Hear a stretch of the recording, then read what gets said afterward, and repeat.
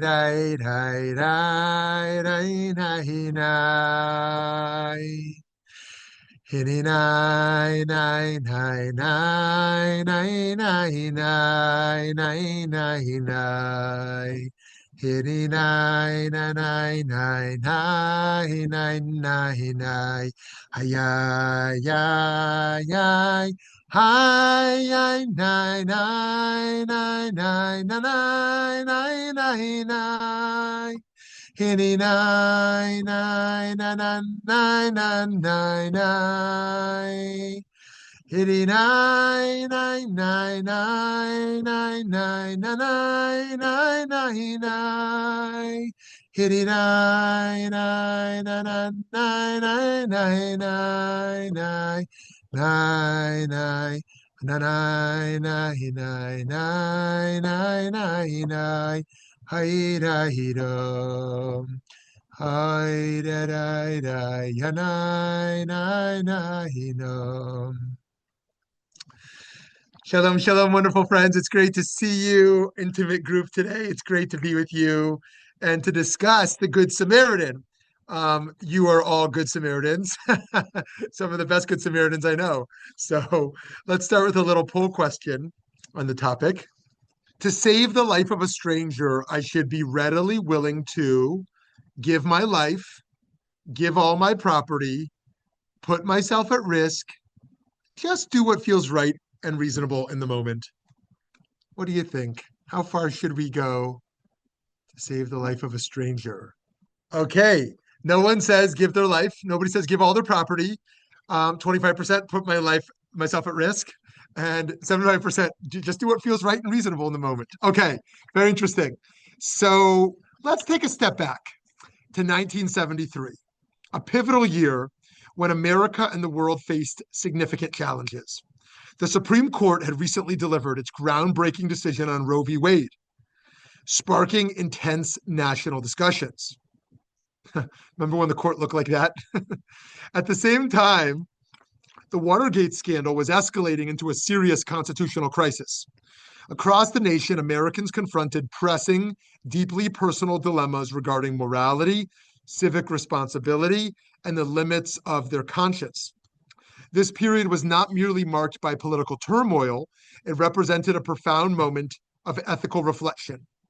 As faith in government and various institutions continued to erode, people found themselves wrestling with a crucial question. When should they uphold loyalty to the system, and when is it necessary to resist in pursuit of what is just? In this cultural reckoning, a group of researchers at Princeton Theological Seminary decided to pursue a deceptively simple question. What compels a person to stop and help someone in need, especially when no one is watching? Psychologists John Darley and Daniel Batson designed one of social psychology's most iconic and epic experiments to investigate the psychology of altruism, selfless action undertaken for another's benefit. They wanted to understand what drives people to act morally when no one is watching, especially in moments that are sudden, ambiguous, or inconvenient. For the designers of this experiment, this wasn't abstract music. In an era marked by public betrayal and private doubt, when Americans were watching leaders fail and institutions lose credibility, this question cut to the heart of what it means to be human and what it means to do the right thing. Indeed, the researchers wanted to explore the gap between professed values and actual behavior, especially in moments that demand immediate moral action. The experiment's design team recruited students from the seminary to take part in the study. These future religious figures, many of whom are to be presumed to have a strong moral compass and theological training, aren't these the types of people who are most interested in studying theology as their vocation? These were individuals dedicated to practical and theoretical religious service, who had spent years studying ethics and contemplating moral questions. If anyone could be expected to help a person in distress, surely it would be seminary students preparing for a life of ministry. The researchers sought to determine what drives people to help others in need, whether pro-social behavior is shaped more by internal character traits or by external situational factors. To be sure, Quote, the basic point of the study was to see if dispositional or situational factors are more influential in determining pro-social behaviors. In other words, when someone is kind to another, is that because he or she has some innate qualities within that leads to kindness, or because some situational factors simply determine and allow for kind behaviors? The researchers set out to determine what drives people to help others in need, whether pro-social behavior is shaped more by internal character traits or by the external pressures of the moment. So seminary students were told they would deliver a talk in another building with some assigned to discuss the parable of the Good Samaritan, a major event found in the New Testament. Luke 10, to be exact. In brief, Jesus relays a parable about a man, possibly Jewish, who was robbed and beaten and left for dead on the side of the road. A priest walks by and ignores him. A Levite, also a religious figure, follows suit. Finally, a Samaritan, a member of a group traditionally antagonistic towards Jews of the Second Temple era, stops, cares for the injured man, and takes him to safety. The researchers wanted to see if contemplating this particular moral story would increase helping behavior compared to other situational factors, again, among Christian seminary students. Furthermore, the researchers wanted to test how time pressure would influence a person's willingness to help someone in need, specifically whether moral values would hold up when urgency enters the picture. They divided participants in the study into 3 conditions. Number 1, high hurry. Students were told they were late and needed to rush. Number 2, intermediate hurry. Students were told they were expected in a short while. And number 3, low hurry. Students were told they had plenty of time. As each seminary student made their way to give their assigned talk, they encountered a person positioned in their pathway who appeared distressed and in need of immediate assistance. This individual, however, was an actor and not truly in need of help. The results were revealing. Among the students who believed they were running late, only 10% stopped to offer help, with more rushing past the man in distress, some even stepping over him to stay on schedule. Those who were told they were on time showed a moderate increase in helping behavior, with about 40% pausing to check on the person. The most compassionate response came from the group with no sense of imperativeness. 63% of those students stopped to help, suggesting that when time pressure is removed, people are far more likely to act on their moral instincts. This study demonstrated that situational pressure can override ethical principles, even in morally minded individuals like Christian seminary students. Interestingly, students who were preparing to speak about the Good Samaritan were slightly more likely to help than those who were going to speak about career topics. This suggests that cognitive priming, what a person is actively thinking about, can influence moral action. But it wasn't enough to override the effect of time pressure. So just to unpack that briefly, right? So we've got seminary students, and time urgency was the number one condition that improved the likeliness to response. If they were primed with going on their way to teach a moral lesson, there was a slight increase, but not as much as the time factor. The researchers' conclusion was straightforward. The students' willingness to help wasn't primarily driven by their beliefs, religious training, or even the content of their upcoming talk. It was shaped by something far more mundane, their perception of time. Some students rushing past the man in distress literally stepped over him to get to their destination. A few even later reported feeling conflicted or guilty, but explained their behavior by saying they didn't want to be late. Their internal values weren't absent, but they were overridden by situational pressure. One striking finding was that an individual's self-identification as religious had little bearing on whether they stopped to help. These seminary students had all chosen religious vocations, yet their commitment to moral and spiritual life was not a reliable predictor of altruistic action. This highlights a significant aspect of human nature. Our behavior in crucial situations is often influenced more by our current focus than by our self-perception. It goes beyond our values, upbringing, or long-term ethical beliefs, hinging instead on our immediate mental state, whether we are feeling hurried, distracted, overwhelmed, or at ease. In moments of immediacy, even those well-versed in moral principles, individuals who advocate for compassion and ethics may overlook someone in clear need. The research reveals a stark reality. While our ideals may be strongly held, they can be easily overshadowed by situational pressures if we're not fully present, both mentally and emotionally. This underscores a broader principle in moral psychology. Context often matters more than character. Despite our cultural tendency to attribute behavior to personality traits or moral values, research consistently shows that situational factors exert powerful influence over our actions. Even individuals with deeply held social beliefs behave in ways that contradict those values when placed under specific environmental pressures like time constraints, social influence, or perceived priority. For example, the seminary student's behavior reveals how easily contextual factors can override concepts of moral training, suggesting that creating ethical environments may be as important as developing virtuous individuals. While we like to believe that moral behavior flows naturally from stable inner traits, believing that someone is inherently compassionate, honest, or brave, the evidence frequently tells a different story. People's actions shift dramatically based on the immediate circumstances they find themselves in, sometimes in ways that even surprise them. In the case of the Good Samaritan experiment, time pressure, a seemingly mundane variable, proved more influential than deeply rooted moral beliefs like theology or personal identity, like a student of said theology. Even those preparing to speak about responsibility were less likely to help if they felt rushed. This revelation, as it were, highlights how vulnerable our best intentions can be to the forces that shape the moment around us. The conflicting responsibilities give rise to significant dilemmas that are not easily reconciled. Previously, we talked about the Genovese case and the bystander effect. The Good Samaritan experiment provides a remarkable corollary.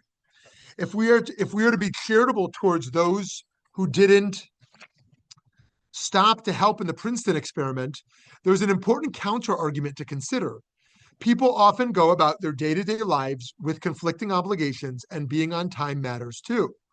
A student who has committed to giving a talk may feel a moral responsibility to show up as promised, or else face consequences like disappointing others who are waiting, disrupting a scheduled event, or potentially damaging their academic reputation.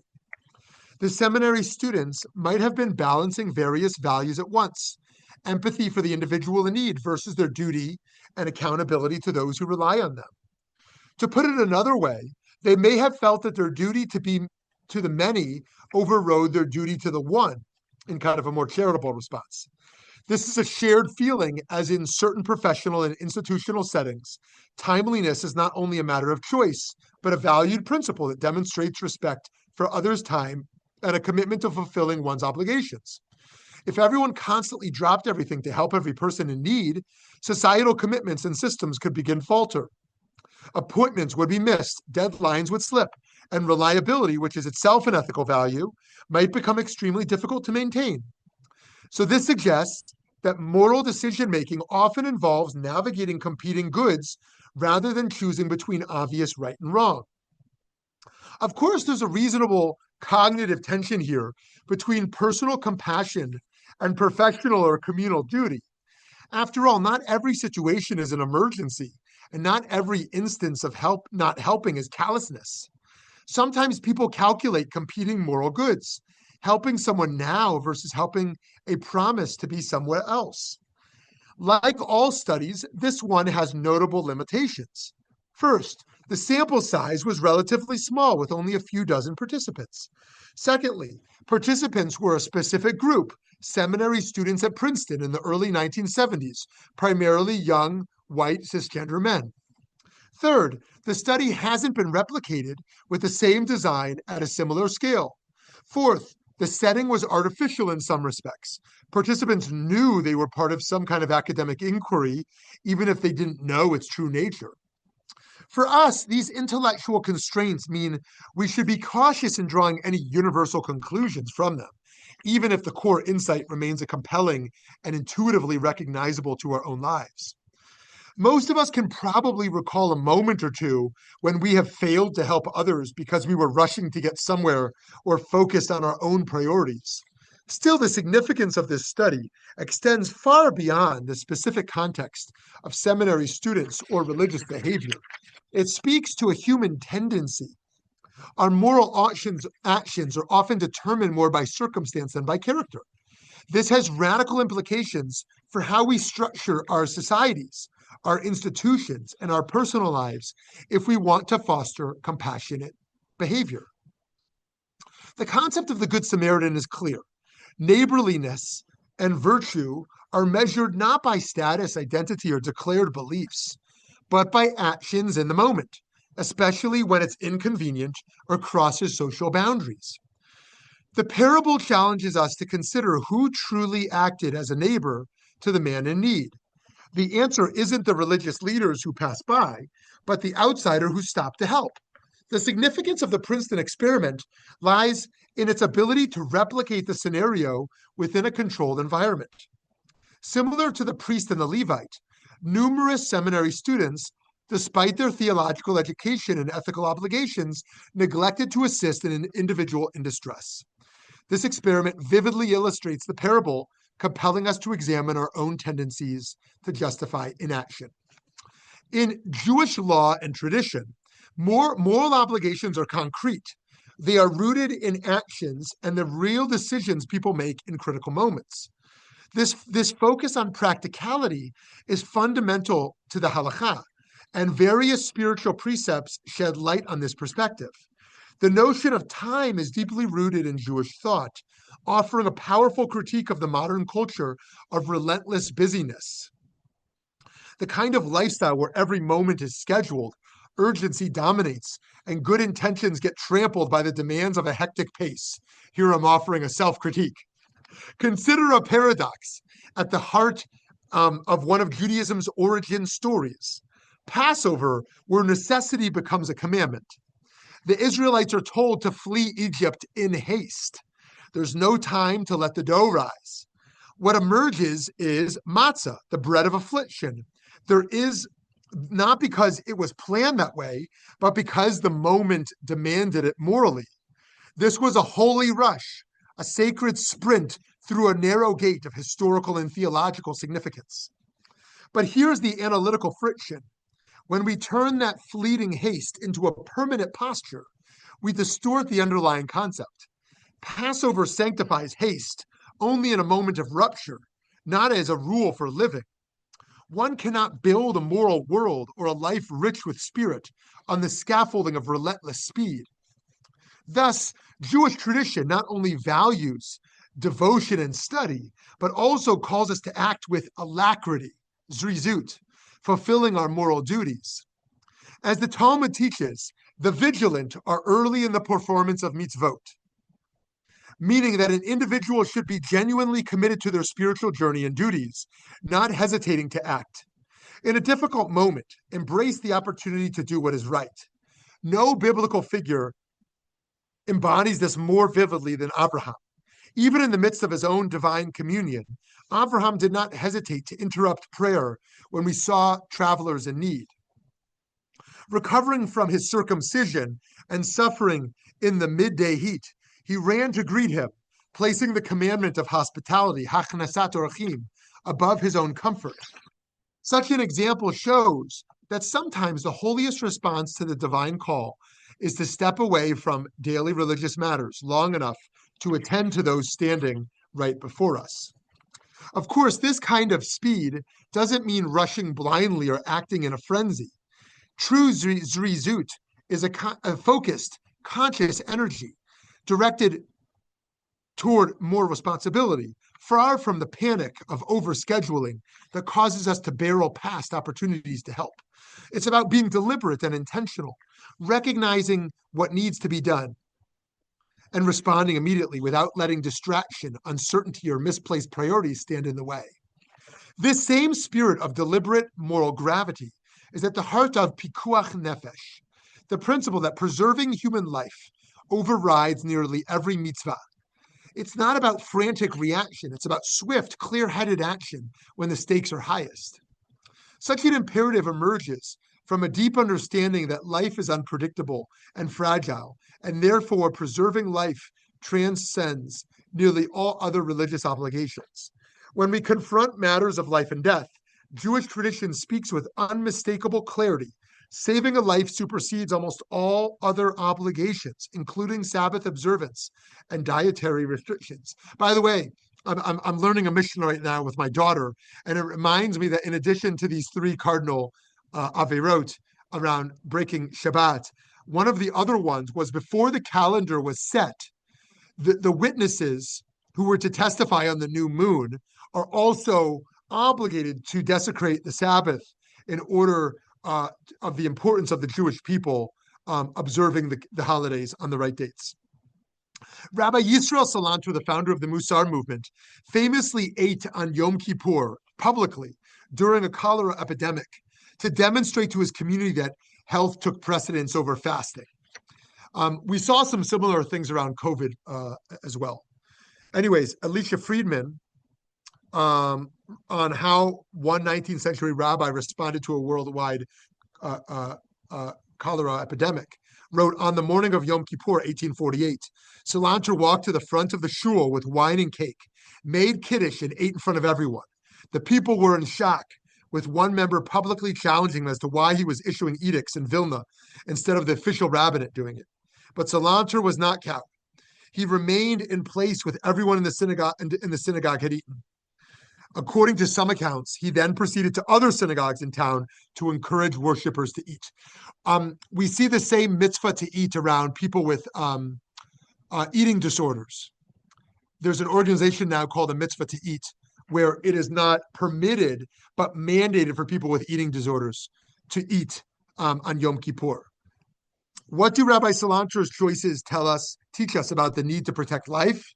It reveals that Jewish ethics demands we develop a keen awareness of crucial empathy, a willingness to set aside plans and protocols when human vulnerability calls us to act. Jewish law doesn't merely permit an interruption in religious norms, it mandates it as our highest religious expression. Rav Avraham Yitzchak HaKohen Cook teaches that tzedakah represents not an optional kindness, but the restoration of cosmic balance. When we respond to immediate needs, we participate in tikkun olam, and each act of responsiveness fixes a small tear in the fabric of our shared humanity. According to Rambam, one of the highest forms of giving is responding when you physically encounter someone in need. The obligation isn't abstract or theoretical. It's visual, immediate, and unavoidable. Consider the radical nature of this demand. The very act of seeing creates the moral obligation.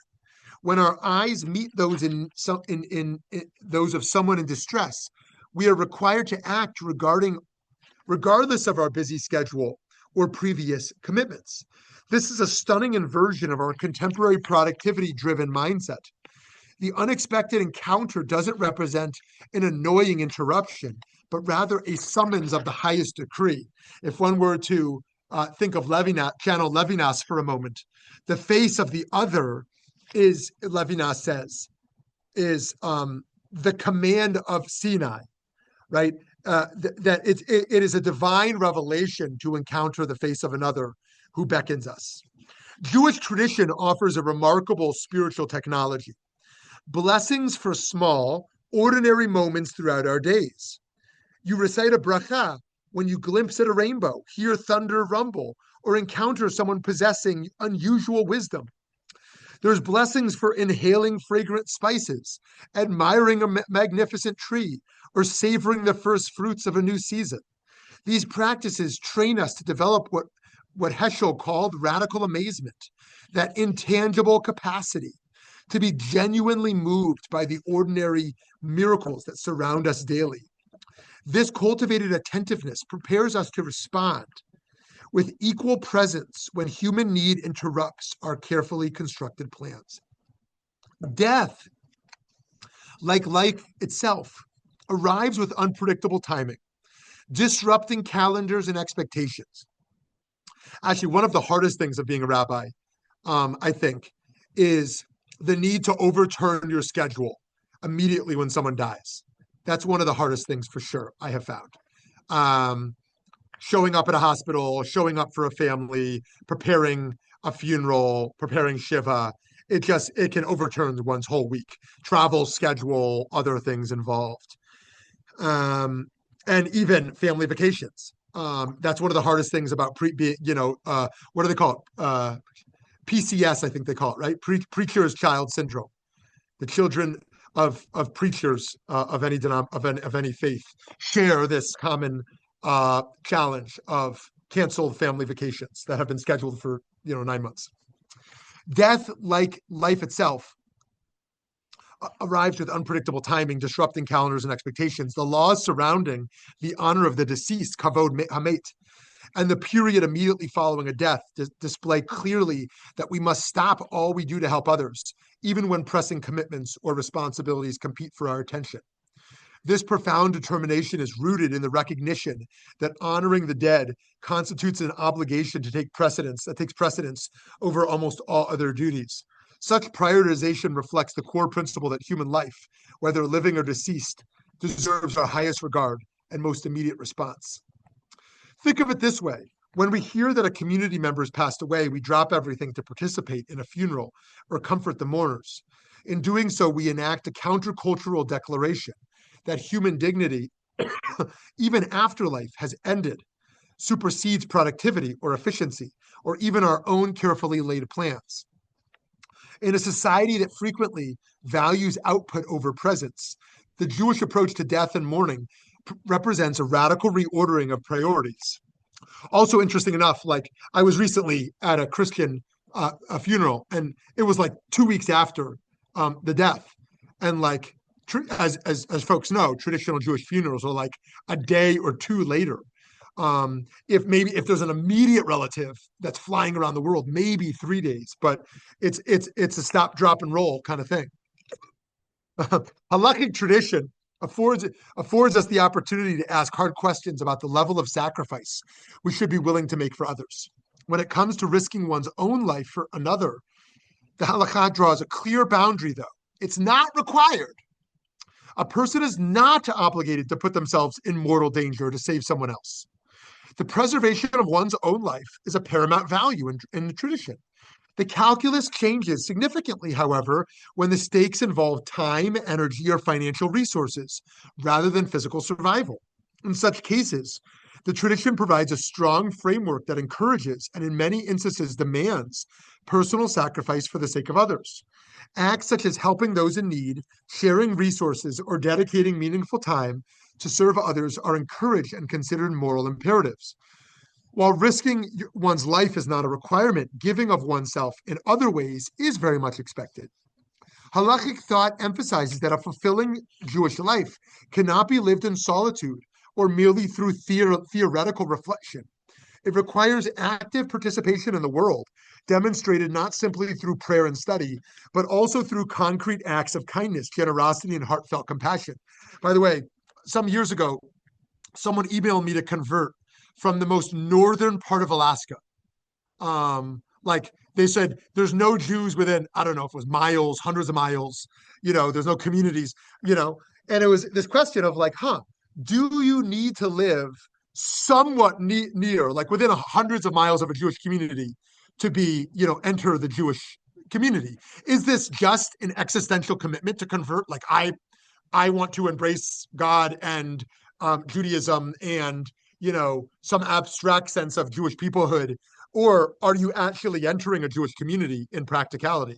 I know it is only in the Orthodox community, not other denominations, that require a convert to actually be a member of a local synagogue where one can physically walk to that synagogue. And I think there's a good reason for that, like the sense that one has to be consistently and immersively a part of a community. But I think this question is an interesting one of Judaism existentially versus Judaism communally. And now that represents also morally, is it a good moral life to live in isolation? going back to Thoreau and living in the woods, we might say, oh, environmentally, the best life might be, one, where there's no carbon footprint and the like, right? But what does it mean to live, isolated from society? A holy life manifests in everyday settings, on the streets, at hospital beds, bus stops, and in community kitchens, where our presence is most impactful. The idea that charity begins at home embodies a relational approach to ethics. Our moral obligation lies with those nearest to us, our families, neighbors, and local communities. This perspective does not advocate for insularity, but rather highlights that we are most attuned to the needs around us, making us better positioned to respond with love and care. At the same time, Judaism powerfully affirms that our responsibility does not stop with those who share our blood or neighbors or neighborhoods. The Torah repeatedly commands people to welcome and care for the stranger, the vulnerable person who lives outside the immediate group, who may not look like us, worship like us, or speak the same language. This is not a marginal teaching. The obligation to love and treat the stranger with compassion is one of the most frequently repeated commandments in the entire Torah. Having once been strangers ourselves in Egypt, Jews are called to ensure that others do not suffer the same alienation or neglect. Also, given the sociological realities of white flight, over the decades, I think neighbor would also be transformed from physical neighbor into a broader category where we have to rethink these new categories in modernity of neighbor and of stranger, not just being proximate categories. In the modern world, the moral landscape has shifted dramatically in both scale and complexity. No longer confined to witnessing only the needs of our immediate community, we now have instant access to information about suffering across the globe.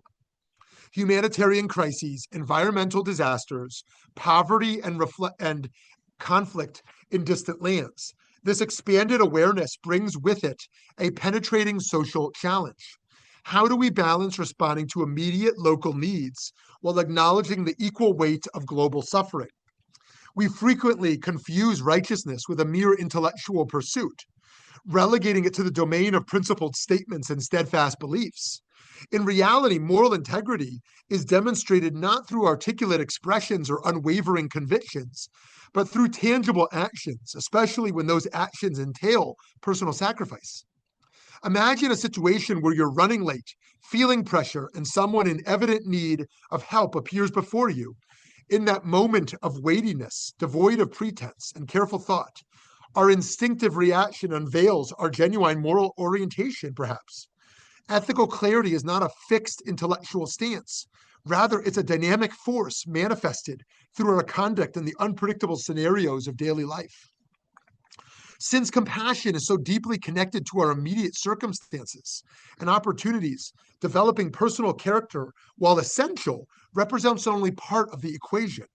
We must also deliberately shape our environments, both internal mindsets and external conditions, to reduce barriers to pro-social behavior and make acts of goodness more accessible and natural responses in our daily lives.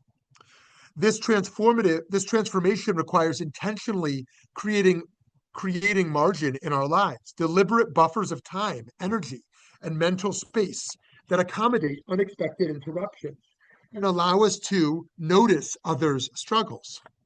It means developing the capacity to respond spontaneously when someone in need crosses our path at an inconvenient moment. Fundamentally, it's about architecting a life with room for humanity, even when we're running behind schedule. In a moment where powerful political and social players prioritize efficiency and productivity above all else, perhaps the most radical moral act is the deliberate choice to slow down. By creating sufficient space in our lives, we become capable of noticing the person in distress, the stranger needing directions, or the colleague showing signs of distress. Building buffer time into our schedules makes being 5 minutes late to a meeting acceptable when that delay results from helping someone in need. This reorientation transcends individual choices. It challenges the larger systems, cultures, and expectations that have been created for metrics of perceived productivity rather than human flourishing. While personal decisions matter significantly, they're profoundly influenced by the environments in which they occur. What if we fundamentally reimagined our workplaces, schools, religious institutions, and community spaces, reconstructing them on the foundation that being present to human need isn't a disruption to productivity or a distraction from routine, but rather a central purpose or human organization? Being truly moral and righteous requires more than merely holding noble ideas. It demands disciplining our attention, cultivating the humility to stop, see, and respond. Creating space in our lives to notice others represents perhaps the most countercultural move possible in our age of perpetual busyness. Paradoxically, those most committed to moral and religious life sometimes become the most chronically rushed. The innate desire to serve, study, lead, build institutions, and help communities, all worthy pursuits, can themselves become obstacles if they blind us to the individual, the interruption, the human being in need directly before us. To move towards a conclusion, at its core, and even if it's flawed, the Good Samaritan experiment illuminates a truth central to Jewish ethics, that loving kindness and justice are measured not by belief, but by action.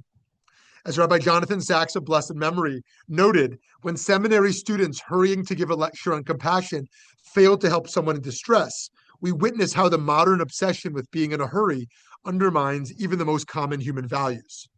This research challenges us not merely as individuals, but as a community to reflect deeply on how our institutional structures might better embody the Torah's recurring command to care for those who are threatened, frightened, or unshielded by the standard privileges of laws and basic rights.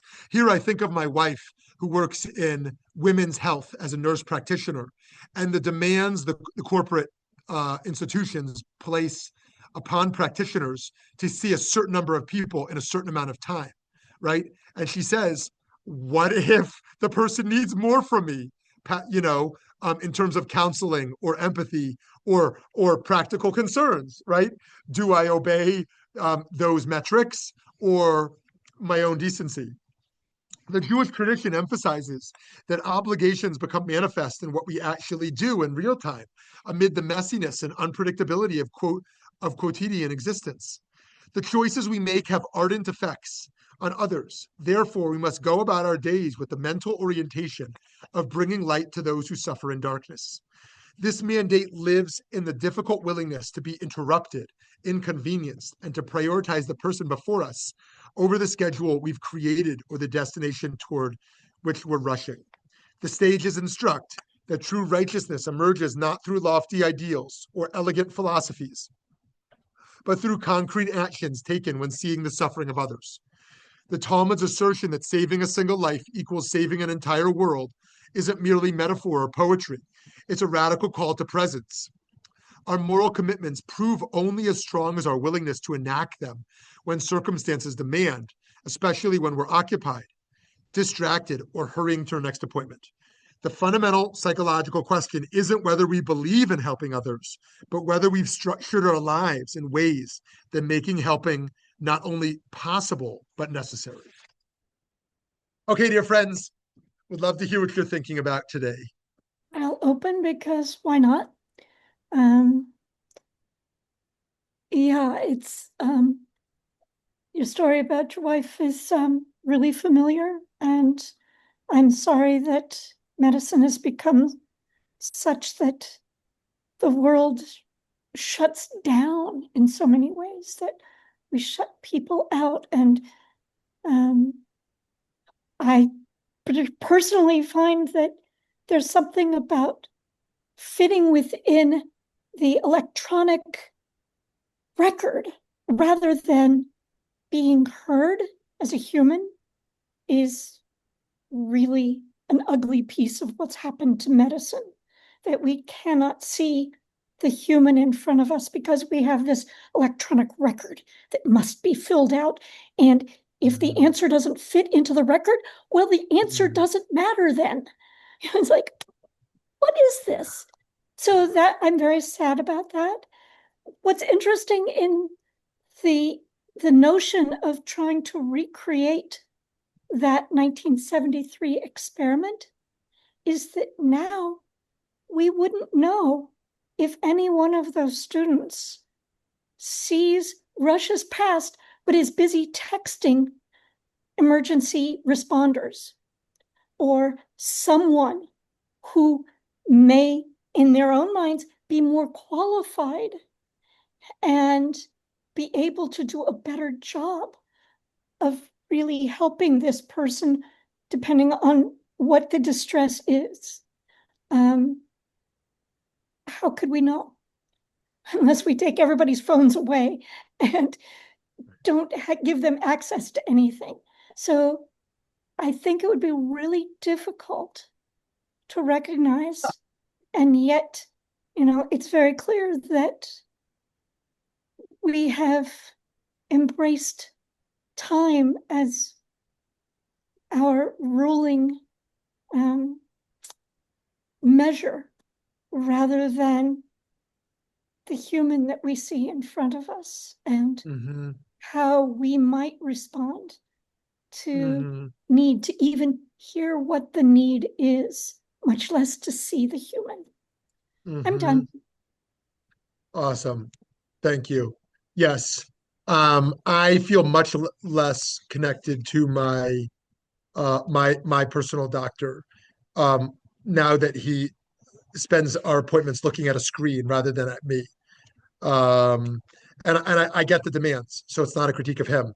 But I wanted a relationship, So there's that.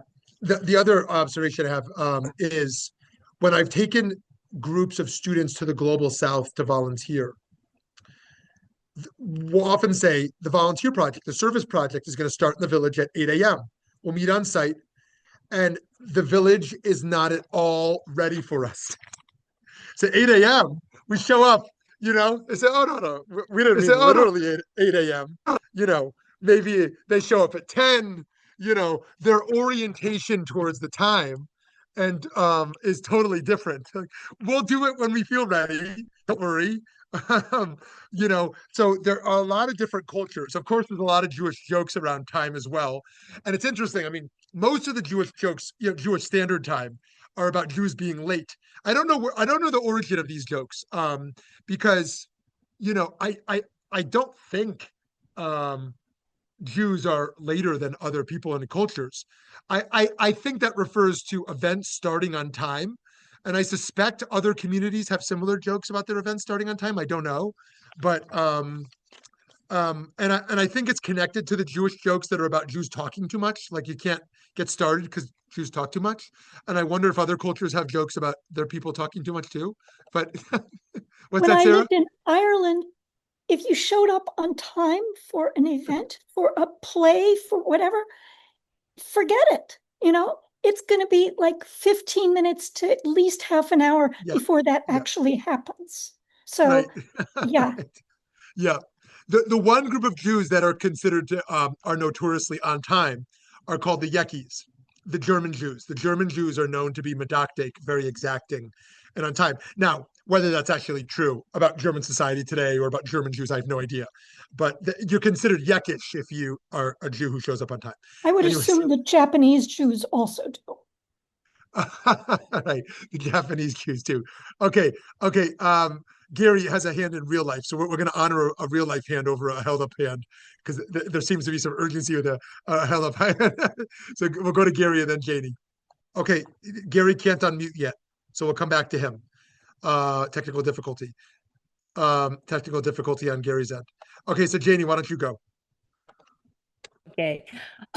One expression that you used today that I absolutely adore is a radical amazement. And I think that's why it's so important for us any time in our adulthood to have real relationships with children because they are constantly in radical amazement, something that we've taken for granted, a feeling, a flower, a sunset, and they're just, oh my, and you go, yeah, that is beautiful. So that radical amazement is contagious and really needs to be an important part of our lives. I wanted to tie what you said today with the notion of karma. And what I was taught is that it's so easy for people, and I think this administration does that a great deal. I'm sorry. But you look at someone in distress, someone in abject poverty, someone with severe medical issues, and they can't take care of it, and you go, well, that's their karma. Or in the case of this administration, well, that's what they were born to. That's what they got coming. And Buddhism says no, that this could be the moment when that person has earned some relief. And if you walk by and do nothing, then that negative karma is upon you because you have not done what you could do to relieve somebody else's um, need. And when you talk about empathy, that awareness of others' problems and need. I wish I could remember her name. She was Jewish and she was watching the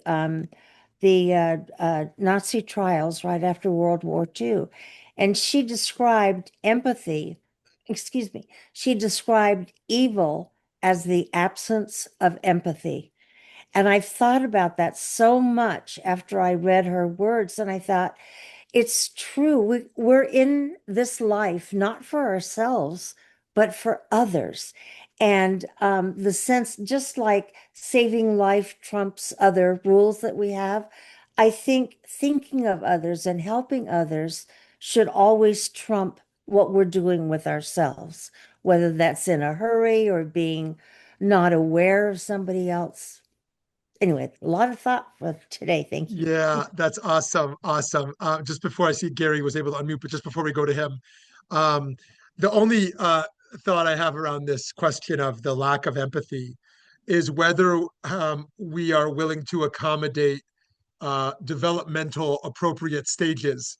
And here I have in mind teenagers who seem to often shut off empathy in given stages of development. There is a narcissism that we would consider, unacceptable for adults that I think in stages of teen years might emerge in some ways. And I've just been thinking about that lately and why that happens. Of course, it's not universal, but there are some stages that parents throughout history have noted that their teen becomes a little less insensitive during some stages of life, and what to do with that. But it's not just it's but meaning the child had empathy being a preteen, and that empathy gets clouded over. It's not that their brain is not developed, I'm suggesting, for the capacity for empathy. It's actually leaves that capacity for a period of time. The other one I want to just think about is those who are sociopaths. We think of sociopaths purely as evil, but I don't know. I mean, how do we think of neurodivergence of people who are born like that, or people who have fetal alcohol syndrome and are incapable of certain levels of empathy? We get foster kids, and who are really hard to place because of fetal alcohol syndrome and their difficulty bonding with anyone and connecting in ways that make empathy really difficult. How do we think about our responsibility to people who lack empathy? So those are some of the questions I'm thinking with on this question of empathy, lack of empathy as being evil. Um, the other thing that you flagged around karma, I wanted to just respond to is some recent studies that have showed um, how much the willingness to help a stranger goes down when someone is clearly of the opposite political party. And we've discussed that in recent years here, but I find that to be yeah, really interesting around that point, about what you're saying around karma as well. Like, I imagine many here wouldn't hide the fact that they'd be willing to help someone who, perceives to be a non-MAGA person than somebody wearing a MAGA hat. Um, and so true on the opposite end. Um, and I wonder, what we do with that. So, anyways, Gary, over to you. Thank you, Janie. I don't know. Can you hear me? I just got in from the Yeah, we airport. hear you great. Okay, just a few things. I don't know, within the last 10 years or so, we used to see everybody with a lot of people with their bumper stickers that said, do do random acts of kindness. Do you remember those bumper stickers? Yes. Yes. Okay. Well, those always bothered me. And on my daily walk when I'm in Colorado, I run across several worn out bumper stickers. Why should it not be do acts of kindness daily, a bumper sticker? You know, I get more people point out when I wear be a better human than I ever thought. I have people point at me, do thumbs up and tell me, great, great. But, you know, I don't think we push people enough. Why do we have to do random acts of kindness? They should be something we do every day. That could be good morning, hello. It could be some life-saving event. Whatever happens throughout the day, I don't think we push people enough to do that. Nothing more than bothers me to sit in a grocery line and have the person in front of me on the phone, never acknowledges the cashier, never says thank you. It's just like, and just continues talking on their phone. It's like the other person doesn't exist. That kind of bothers me. The other thing that I found interesting is that we are all mentors in one way or another. So, you know, like this morning, I'm standing in line and a woman drops her water bottle. We're trying to pack everything because they're only allowed 2 things on the plane at a time. And I handed it to her. She said, "Oh, thank you." Well, that's an act of kindness. I could have just stood there and have somebody else pick it up or have her lose it. But how does that affect other people? That, wow, somebody did something for me. Does that play off as a mentor for that person? Wow, that was really nice of that person. Maybe I should do that next time. And thirdly, and we don't think about this, I think, enough. You know, when you wear a kippah, or you wear a chai, or you wear a mezuzah, that identifies us as Jews. If you wear a cross, that identifies you as a Christian, or other religious artifacts from other religions. I mean, when you do something stupid, you know, what really comes out in public is, you know, what the frickin' Jew, what the darn Muslim, a guy wears a MAGA hat, you know, sometimes we have to look through that and see, and I think Sarah said it nicely, we have to see ourselves in other people. And I think that's something that, you know, I don't think anywhere in Holocaust says we have to wear these pieces of jewelry. You know, not all of us wear a kippot out in public, but that should be a reminder, like tzitzis. If you don't want to wear tzitzis, maybe if you wear something that can remind you to do acts of loving kindness. And the last thing, I happen to agree with Sarah because I'm in medicine too for 43 years now, and I teach students in medical school, and I still teach them in residency. And that act of empathy is not taught. It's about getting in, doing what you need to do, and leave. I'm the only one at the VA that actually has a conversation with patients before I even bother to see what their medical problem is that I can help them. Trying to develop that relationship, and I know you and I have had that conversation. I'm done. Thanks for calling me. Thank you, Gary. Yeah, and it's a really interesting point about random acts of kindness. That brings us back to the kindness series that we had together, and thinking about all of that. And also, it creates an interesting question.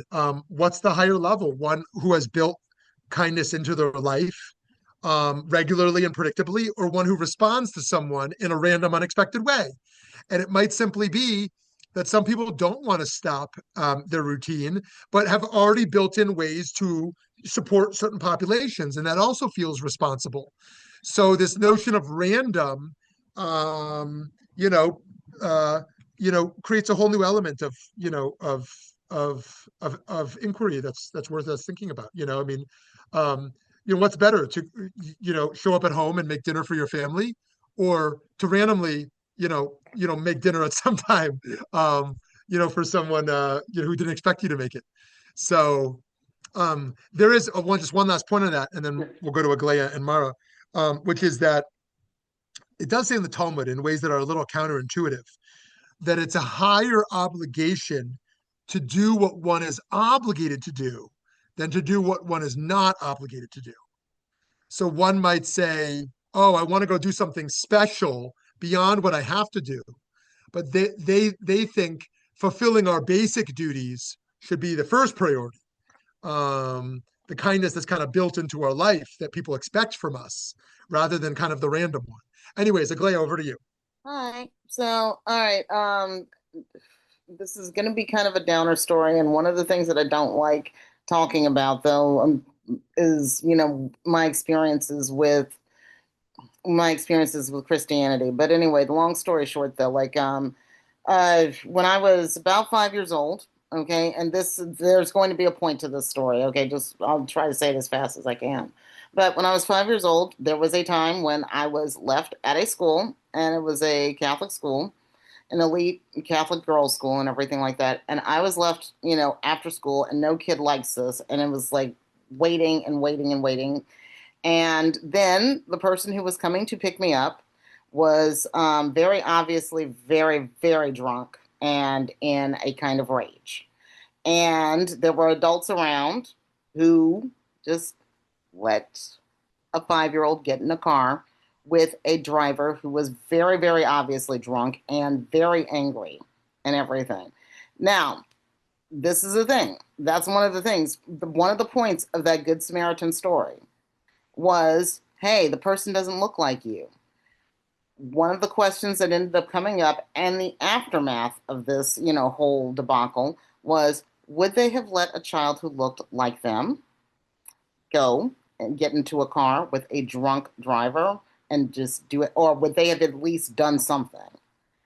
Would they have actually done this? Now, in my personal case, decades later, when I'm in grad school and I'm watching the movie Bowling for Columbine, and Michael Moore is interviewing Marilyn Manson, and he said to Marilyn Manson, what would you say to those, kids who went and shot all of those other kids at Columbine?